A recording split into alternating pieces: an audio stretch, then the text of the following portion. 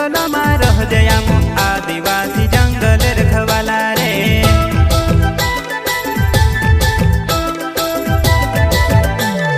चल जंगल जमीन काजे पूजे रे आदिवासी दुनिया ने रखवाला रे।